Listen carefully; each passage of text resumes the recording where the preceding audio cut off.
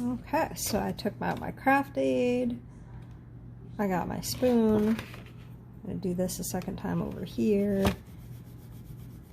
on some dry area just to show for comparison. So you see I have a really faint impression over here, but over here where it was wetter, I have a much stronger impression. I maybe over-wetted it a little bit and didn't give it enough time. You could use a real spoon or a modeling spoon.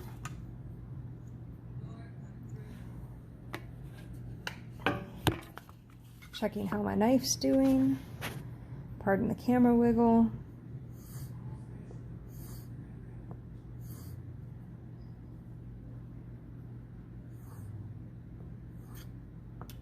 Three times.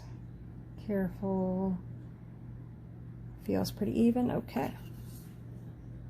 So now that I've stropped my knife to get started,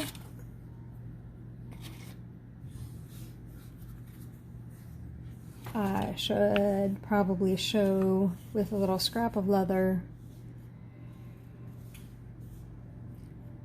just making some practice cuts so I can start getting a little more precise with my swivel. Okay.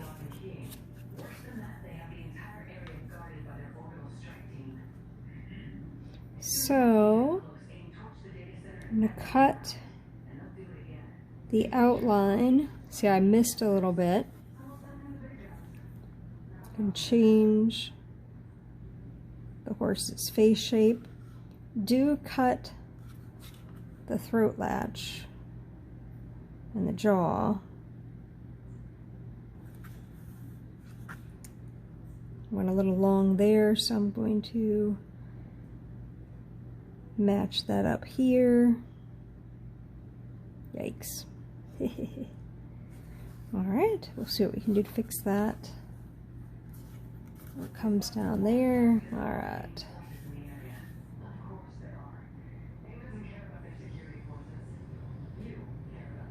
Try to add as much curve as I can with these, because with little tiny horse legs you can obliterate the whole concept of a leg. So see down here where this leg gets really tiny, I'm gonna make it a little wider and cut to the outside of the line. That way I get as much character out of that leg as I can. A little curve one way, curve another way. See why I did all those practice curves. Okay, so again, in my preference, I'm going to cut wide, but I think I did too wide there. That's okay. Ooh, I kind of lost some angle with that hoof. We'll make that work. Some muscle, the back of a knee. You'll notice I occasionally do this with my knife so I can see what's under it, but really when I'm cutting I should be straight up and down, because you can see over here the difference between a straight up and down cut, an undercut, and an overcut. Did you see how by cutting at an angle I actually lifted up the leather, which is not going to stamp as well as the one that I did straight up and down. And this was the cut facing the other way, so if I turn at the right angle, you might be able to see how those end up. This I've got with the straight up and down position. Okay. Ooh, I didn't give enough angle to the knee, and now I'm running out of territory for the leg, so I'll make the hoof a little longer. I like showing some elbow. So I'm going to cut in for the elbow, try to get my hoof to match up. So I made that leg a little longer, which is fine by me. I'm going to make this hoof a little bigger also to help make up for the angle that I lost there. This is apparently a gilding. Or not, you know, it could be a stallion. Okay, now this transition, it's going to be a dotted line here. We're just going to use our modeling spoon here to make the transition from the horse's belly up his flank. See those dotted lines? That's more modeling spoon work. But this line is the horse's other hind leg. And I'm going to make sure to give it a little definition like that. That way we have physically enough room to hammer or model between those two tiny little lines. Ooh, that did not work as intended. Try to do that a little better. And then leg number 4 is hiding back here. We need to make sure to get him in there. Okay. And I didn't do the ear yet. To me, this ear needs to be longer to go with the head. I will see how I can improve it when I do my other work. Alright, so now let's get some hair on that tail. So this is where instead of trying to go deep into the leather, I'm just going to go across the top of the leather.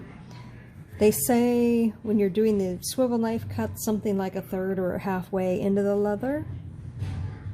So what would this kind of work be? Maybe 1/10 of the way into the leather. Now these guys I'm going to make deeper because this is part of the outline.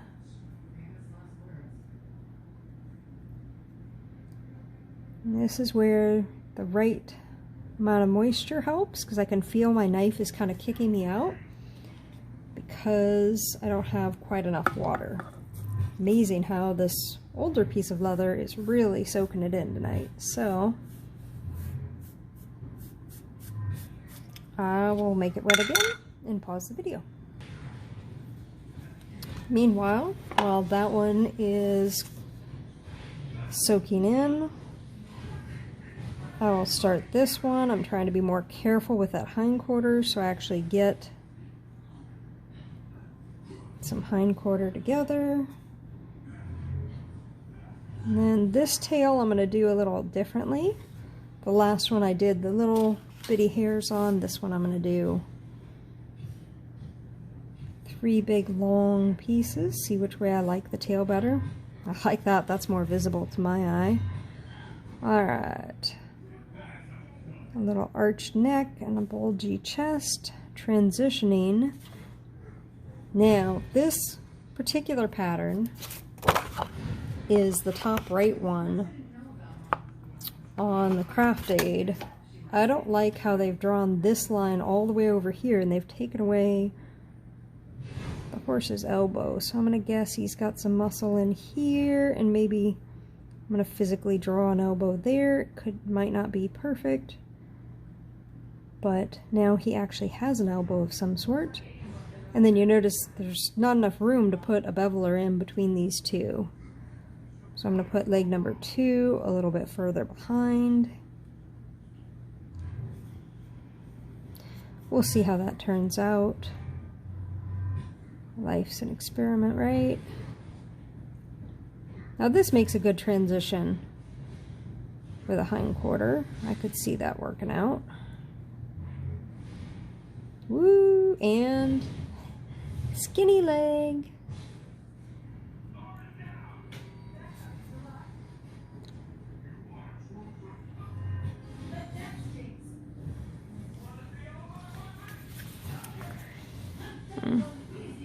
Another gilding. There we go. Now that lines up. Okay, time for a forelock. Very short face. Make sure that jaw overlaps the way we would like it to. Yes, I'm fixing up the face and making it longer. No, I wish I'd lined up the lips better. Okay, I think that counts enough for an ear. Okay. Let's put some hair on these guys. Ooh, lighter strokes, Janice. There we go. And now I could do heavier strokes down here. Okay. Now he's in better shape. He was too dry before. Notice I just did straight lines. I should have put some swivel in that swivel knife. I'm exaggerating over here, but you can see kind of got a S shape I'm working towards, right? Something to show the hair laying off the 3D-ness of the neck. There we go. I'll practice over there. So, put a little bit of a curve in after the fact. Alright, so now, say thank you to my swivel knife.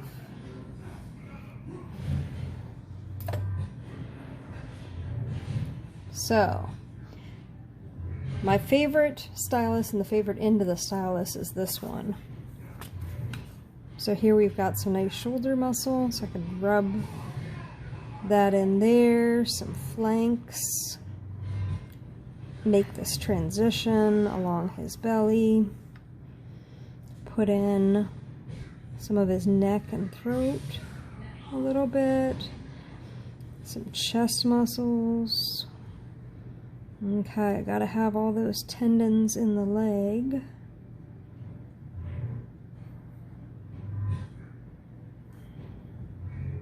Little definition around the hock. Ooh, that came out at too much of an angle. That is the hard thing. I could have done this, and that would have ended up at a better angle. Okay. So if this were wetter, I could do the whole outline of the horse, perhaps with a modeling spoon, one of these styluses. I'm thinking,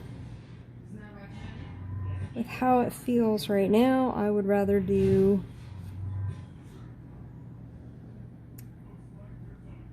my beveler. So I don't put tendons in at the knee, I try to do above and below. Put a little flank in here, a little lift to bring this line into there, a little flank shadow. Okay. So, no, just lost my tools. Alright, so I've got my small and medium bevelers.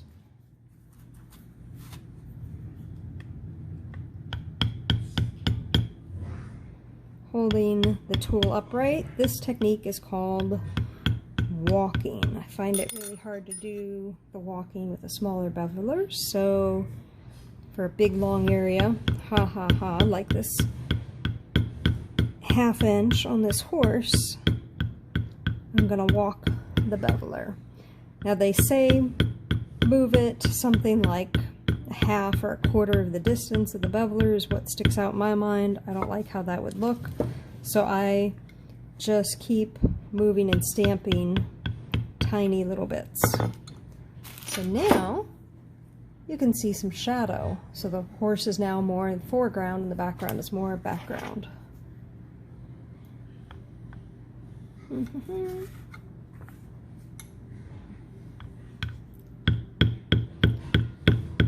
Since belt-sized horses are really small, notice I pulled away over that knee. Since belt-sized horses are really small, you'll notice I'm not giving big whacks with my hammer. Ooh, I just flattened out that forelock. Okay, I'm going to make a little bit more of an Arab face, and I'm going to flatten out that nose, please. Thank you. Okay, can I do this? Might also notice I turn the project all the time so that it fits my hand better. Now this is a perfect spot for a modeling spoon, but I can use the beveler for it also, especially if the leather were a little bit wetter. That would be even nicer if the leather were a little wetter, so I'm thinking about that. Let's go get this guy. More appropriate level of wetness. I'll just put what's on my fingers over here. Probably not a good idea. We'll find out. Okay, I got a hoof. I'm gonna snug that up there. Ooh, see if I can get a little more leg definition going. Little bow to there, a little bow to there. Pretend like there's a knee back there. Angle it here, pretend like I've got an elbow. So now you can see the shadows and the ripple where my technique wasn't as smooth with the beveling. So it's good to see because that's closer to how we all start out with. And you can go back over it a couple times. And are you ready for this? You can get a little extra water on it when you're ready to do modeling. Like I said, the modeling's the smoother area, or excuse me, the modeling's where you wet it down more and really smooth it out and move it around.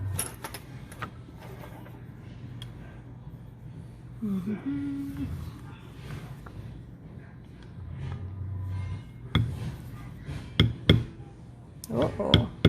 I didn't pay attention to where the foot of my beveler was and or the toe of the beveler, and it went over my line.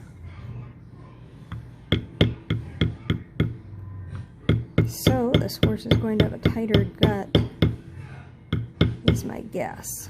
So that's what that looks like. If you go too far above your cut, you can see that there. Perhaps I can darken that in the dyeing or painting processes so that the very pale part of the leather doesn't poke through as much.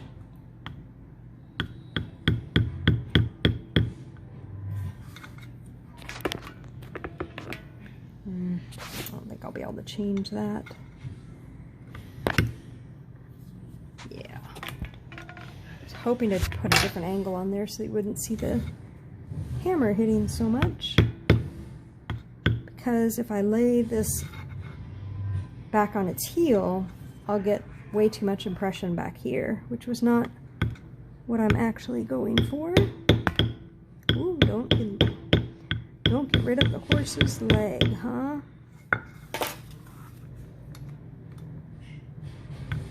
Huff, huff. Pastern.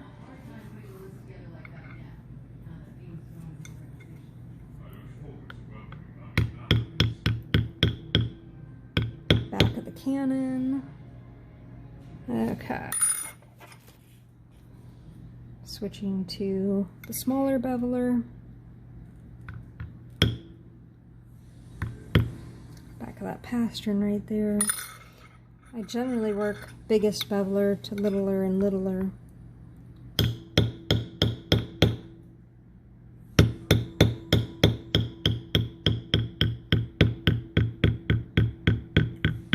Today I'm kind of sticking with the medium because I know this is a really small space. Okay, so if I had my heel too close to the leather, I would have taken out the tail. I think we're in good shape still. So come up here.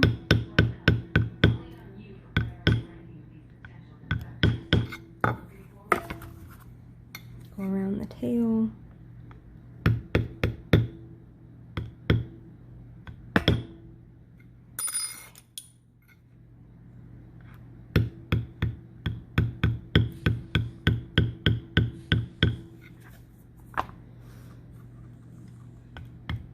Ooh, that was not a good camera angle. Okay.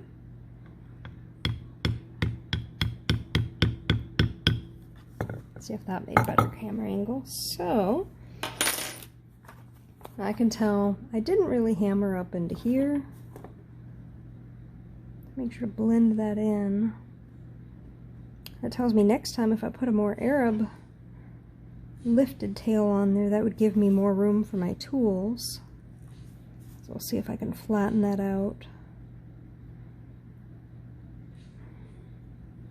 With this, it doesn't look like I got the front of that leg.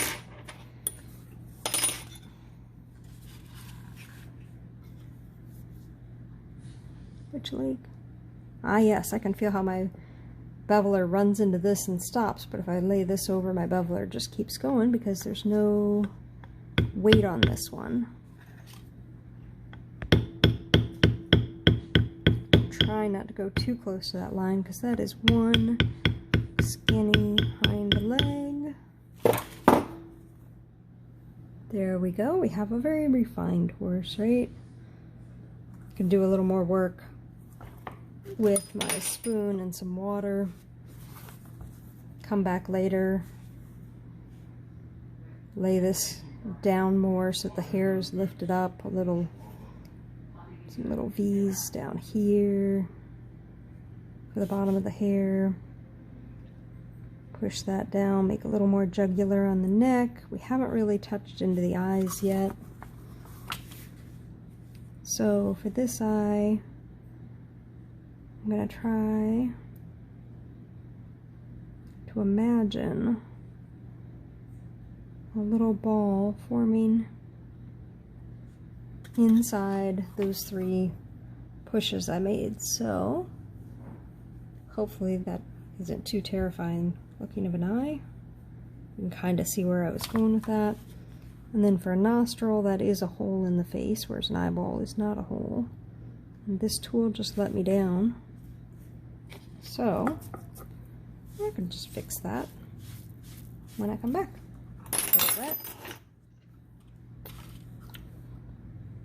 Okay. So I can do the same thing with this guy, do all that beveling. Okay, so I ran the beveler around this. I'm going to throw some quick grass cuts in where they have the ground line at. And now I'm going to experiment with a background.